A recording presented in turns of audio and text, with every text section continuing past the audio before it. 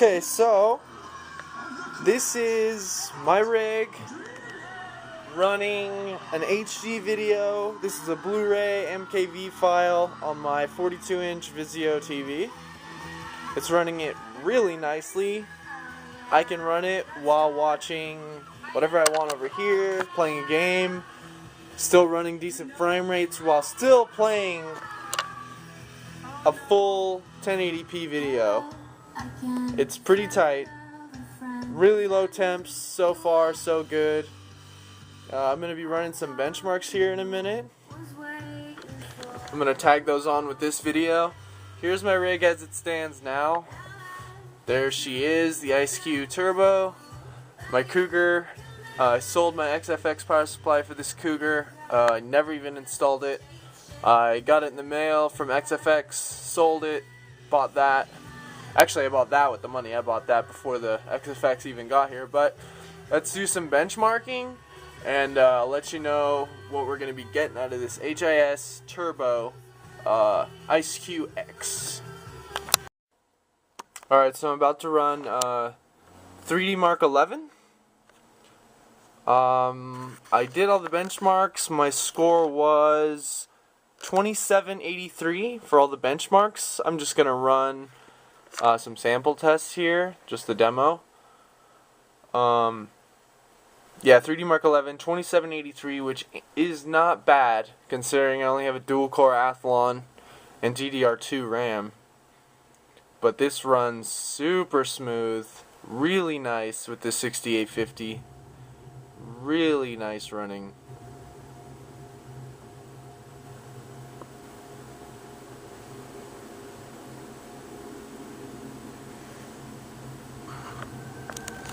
Full tessellation.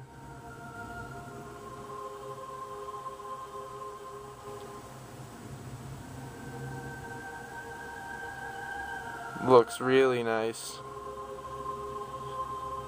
Plays at a decent frame rate, not a problem.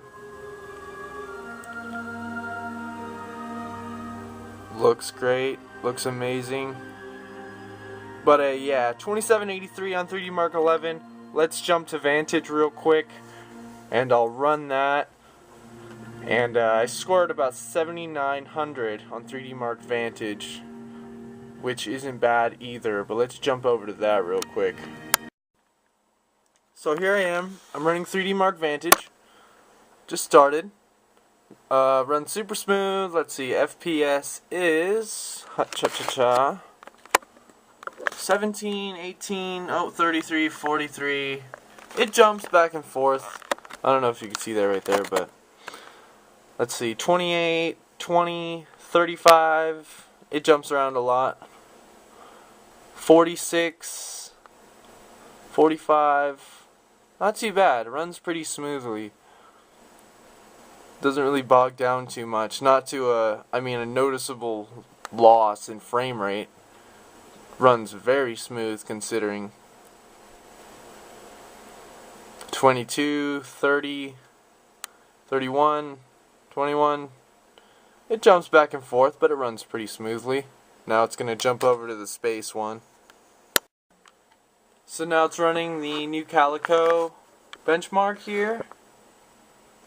It's running at, right now, 22, 21 frames per second, because this is a pretty heavy load, considering I only have a dual core. If I were to have a quad core Phenom, I think this would load a lot smoother. Like certain parts, like right here, this is definitely a playable frame rate. 25, 26, definitely playable. Right here it's going to bog down a little bit. 14, because there's loading just massive amounts of data here. 15, ooh, that's pretty low. Plus my system's been on all day, running movies and games all day. I just got to that Back to the Future game that's pretty fun. Not very graphic intensive, but still.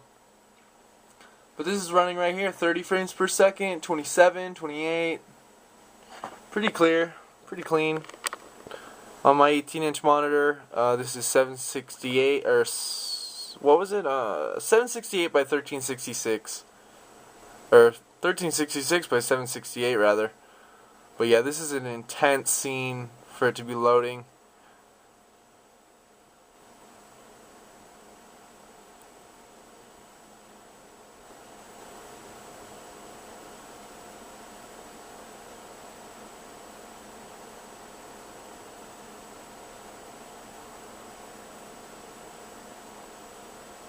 Looks pretty tight.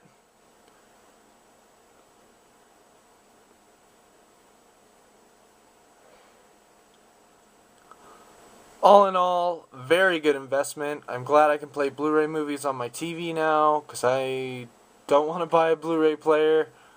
The HDMI out works great. I did have to buy a pretty fancy HDMI cable, pretty expensive THX one, because my other two HDMI cables just couldn't handle it. The amount of data, I guess, transferring my TV. Brought my TV back to life, though. Tell you what. So I'm gonna skip ahead to the scores, because this is just physics tests. Yeah, let me skip to the score real quick. So one last test I wanted to do was the Heaven benchmark. This is maxed out, everything extreme tessellation, DirectX 11, blah blah blah blah blah blah blah, and it looks intense, but it does take up a lot of horsepower. This thing, I forget the average. The average right now is, oh, you know what? It doesn't give you average. Max FPS 57, minimum FPS 13. It's running right now at about 24. This thing takes up a lot of horsepower. It looks beautiful, but even at my low resolution of 768 by 1366, I would have thought that the 6850 would have did better, but it is a 6850, not a 6980 or whatever. It isn't going to do really, really well on this. This is for SLI, crossfire configurations, but it does pretty well. Average right now is 24 FPS. It's been right about there for the whole time I've been jabbering on. It's a shame there's no sound on this. But yeah, the Dragon just looks awesome with all the spikes, with the tessellation on there. Looks intense. Now this is 24 frames. It might look a little choppy, but if you've ever ran the Heaven benchmark before, it does get a little choppy through here. But still a constant 24, 23 frames per second.